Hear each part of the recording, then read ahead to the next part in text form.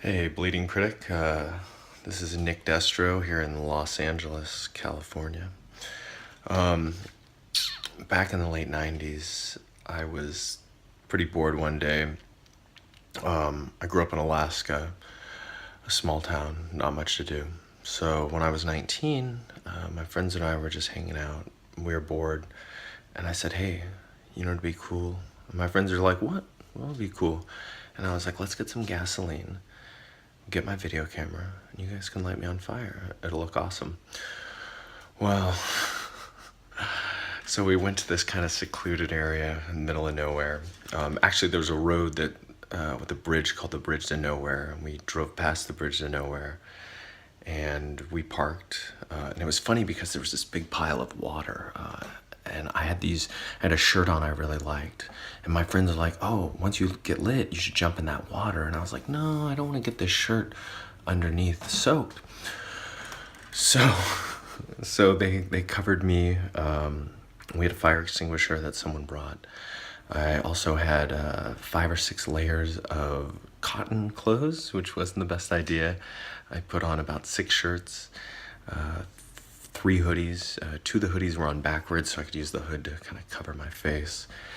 And then my friends proceeded to pour 3 Lipton bottles full of gasoline on me, which is kind of overkill. I remember as they're pouring it, I could feel it like soaking through to my skin, and I remember thinking like, this is gonna end badly. But there was about 20 people there watching it. I don't know how the word had got around. I only told 2 people. So I have my friend, I hear him count down, 3, 2, and he doesn't say the 1, he just lights me, and I couldn't see anything because these hoodies were covering my face, but I saw this red kind of whoosh up. I heard the whoosh. So I ran forward, and there was a big snow pile that I planned on jumping into. So I hit the snow pile, felt it, I rolled around, the flames kind of disappeared from in front of me, and I was like, cool. And so I stood up, and as soon as I stood up, that whoosh happened again. And I was like, oh, maybe this wasn't such a good idea. So I kind of ran around for a second with like a chicken with his head cut off. I forgot to put gloves on, so I went to go grab like the stuff, and it burned my hands, and I was like, crap. So I jumped in the snow again, I rolled around, and I figured maybe I could put the fire out like one side at a time. So I laid kind of flat for a second on my chest, and then I rolled over. And as soon as I rolled over, the flames just followed the gasoline back around. This whole time too, it's all on video. You can see my friends like spraying me with the fire extinguisher. That doesn't do anything. They're throwing snow on me, trying to like put the fire out. Doesn't do anything. And at this point, 10 or so seconds in, all of a sudden I can't breathe. And I'm praying. I'm like, this is it. God help me. So I start inhaling all this burning gasoline, and it burns. Burning gasoline, trying to breathe in, and it's sort of like trying to breathe in through sand, and it just wasn't happening. It was more painful than the actual burning. So I got on my knees, and I just shoved my face in the snow so I couldn't breathe whatsoever. And I grabbed on all these clothes that I had. I had about 6, 7 layers, and I start to pull them all up. And the funny thing is, it took about 14, 15 years for me to realize that I should have just grabbed everything from the bottom and just lifted it up over my head, but I wasn't thinking.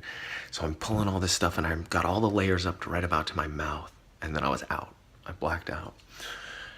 And I came to a minute or 2 later, and I'd kind of forgotten what happened, and I was looking out at the trees and the snow, and there were cars that had their lights shining into the woods, and it looked really beautiful and serene. And I lack of oxygen to the brain, so I forgot what had happened.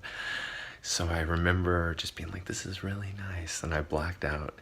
And then I came to again, and it was the same scene, but now my whole back is really, really, really, really cold, and my front is really, really hot.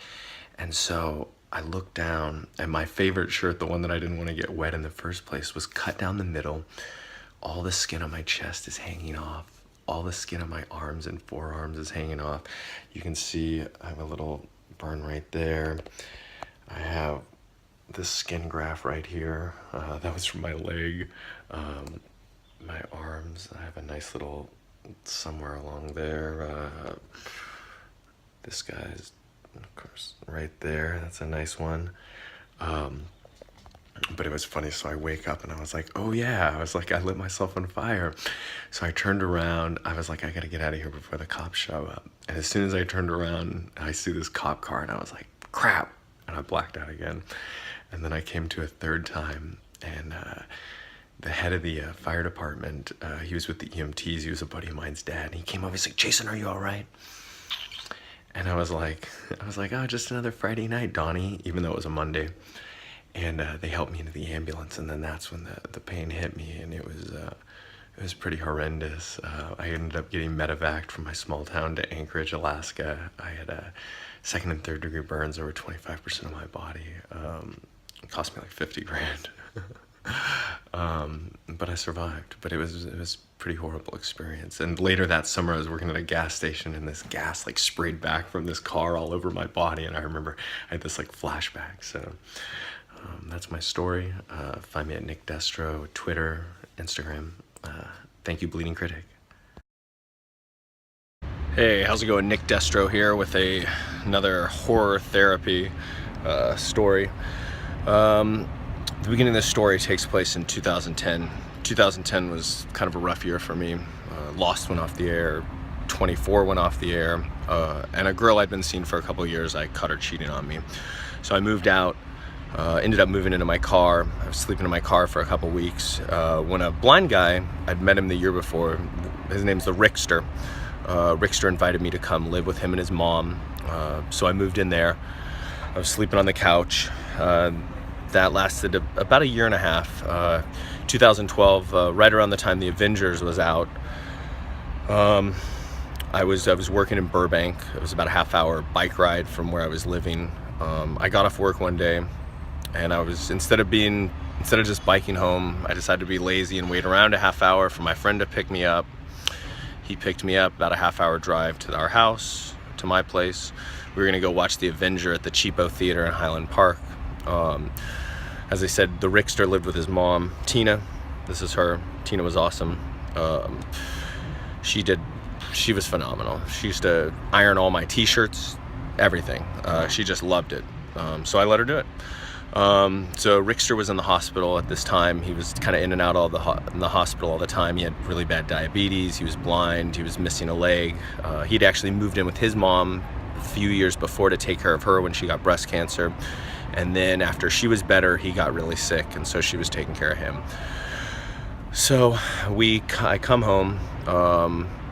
It was funny because I walked in and Rickster was in the hospital, but the light was on in the bathroom, and I called out. I was like, hello, nobody answered. So it was kind of odd that the bathroom light would be on, but I didn't think anything about it because the door was closed. So I went into the Rickster's room. Me and my buddy, we were just kind of goofing around. We were looking for a phone charger, and I remembered I'd left mine in the bathroom the night before. So I went over to the bathroom and went to go open the door, and I pushed on it, and it moved about an inch, and then it stopped. It's like something was against it, and I looked down and I saw some black and gray hair, kind of like a little tuft of it sticking out. And then I realized as I pushed against the door that Tina had fell down, and I was assuming it was dead at the moment, and was like laying kind of a weird way against the door where the door wouldn't open. So I kind of freaked out. I yelled to my buddy Hero to call the police, fire department, hospital, whoever. I went and grabbed a knife, and I figured maybe I could cut down the door. It sounded like I could hear something, but I wasn't, like maybe she was still breathing.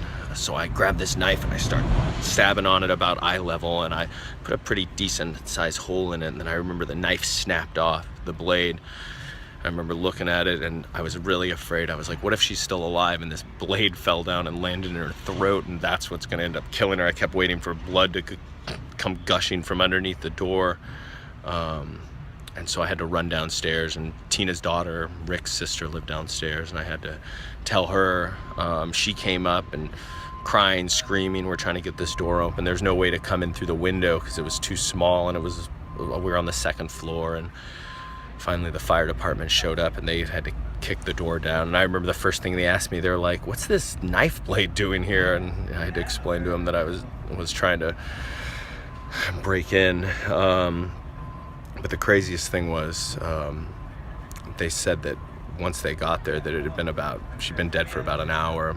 And if I had left right after I got off work instead of waiting for my friend Hero, I would have got there right at the exact same time that she had fell down. And I mean, who knows, I could have maybe performed CPR, or maybe the ambulances could have done something. But I don't know.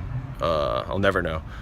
And then after that, I took her to the Rickster for another year or so. And then, yeah, that's my story today. This is Nick Destro out here in the beautiful Arts District of Los Angeles. Hope you have a great day. Bye. Hey, how's it going? Nick Destro here. As you can see, I'm on a farm, but not really. Middle of downtown Los Angeles. My horror therapy story today is a pretty horrifying event that happened to me when I was about 5 years old. It basically shaped my whole life on one subject. My stepfather, he had a husky. We grew up in Alaska, so the husky was the dog. You know, everybody wanted to be a dog sledder. We came home one day, my mom and I, my stepdad was inside, and my stepdad's dog was kind of running around. He was on a chain in front of our house in Anchorage. And I was like, oh, Mom, I'm gonna play with the dog. So I go over to him, and it's funny, the dog on all fours was about my size at 5 years old, standing up.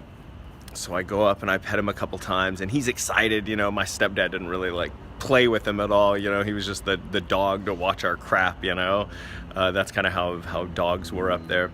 So he gets excited, he's kind of jumping up on me, and he ends up running around me once. And as a child, my brain doesn't really, I don't have those cognitive functions to kind of figure out what's going on. And so as he runs around me once, his chain, his big rusty dirty chain, gets wrapped around my legs. And then he runs around me a second time, and as he runs around me a second time, it yanks my feet and I start to fall. And as I do, that second time he goes around, the chain goes around my neck. So then as I'm falling, as I'm getting yanked, I get yanked the opposite way because the chain's around my neck. And this kind of went on for, I don't know how long. I kind of blacked out. I just remember this thing, he's jumping up on top of me, you know, knocking me over, and everywhere he goes I get this double pull, first around my neck and then around my feet. It was, I'm laughing now, but it was pretty horrible. And the next thing I remember was my neighbor across the street bringing me in to my mom's house. And it was funny because after that I wasn't a big fan of dogs, and I've yet to own a dog or a pet. So that's my story for today. Thank you. Hey, Nick Destro here for Bleeding Critic's Horror Therapy. I'm actually outside of a hospital while my wife gets treatment for her cancer. It's the real horror therapy. My story today takes place in the late 80s, 89, 90.